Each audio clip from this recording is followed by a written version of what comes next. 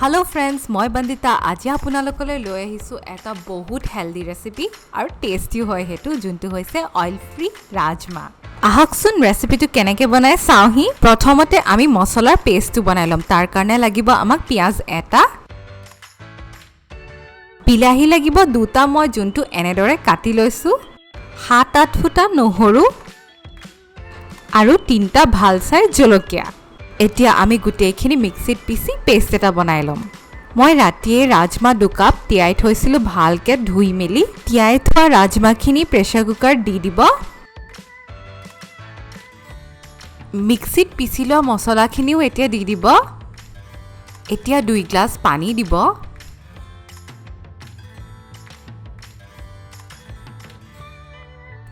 নিমখ 1 চামুচ দিব এবাৰ গুটেইখিনি ভালদৰে লৰাই দিব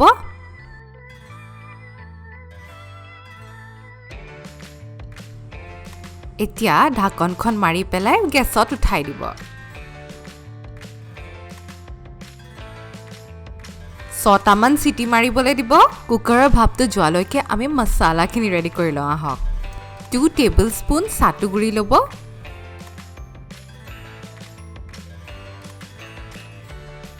गरम मसाला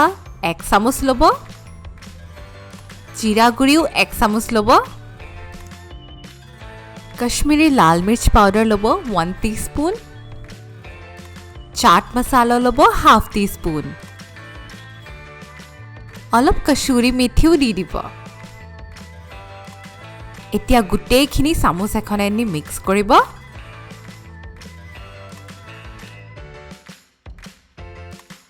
মিক্স কৰা হৈ যোৱাৰ পাছত যেতিয়া প্ৰেসাৰ কুকাৰৰ ভাপটো গুছি যাব তাৰ পাছতে আমি গুটে ড্ৰাই মছলাখিনি দি দিম আৰু গেছৰ ফ্লেমটো অন কৰি ল'ব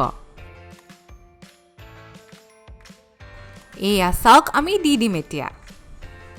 এতিয়া গুটেইখিনি ভালকে মিক্স কৰিব আৰু গেছৰ ফ্লেমটো অন কৰি ল'ব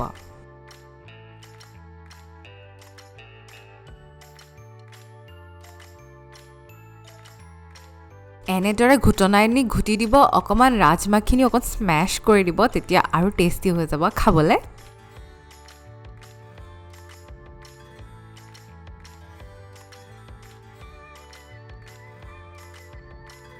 এয়া চাওক ভালদৰে উতলাহি গল এতিয়া আমি আকৌ ঢাকনখন মাৰি পেলাই আৰু এটা সিটি লগাই দিম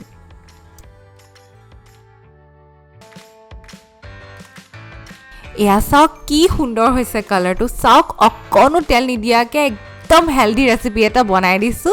আপোনালোকে একদম টেষ্টি আৰু হেলদি ৰেচিপি ঘৰতে বহি বহি খাব পাৰিব আপুনি যদি মোৰ চেনেলটো চাই ভাল পালে তেতিয়া হলে লাইক শেয়াৰ আৰু সাবস্ক্ৰাইব কৰি দিব মোৰ ভিডিঅটো আৰু কমেন্টত জনাব যে কেনেকুৱা লাগিলে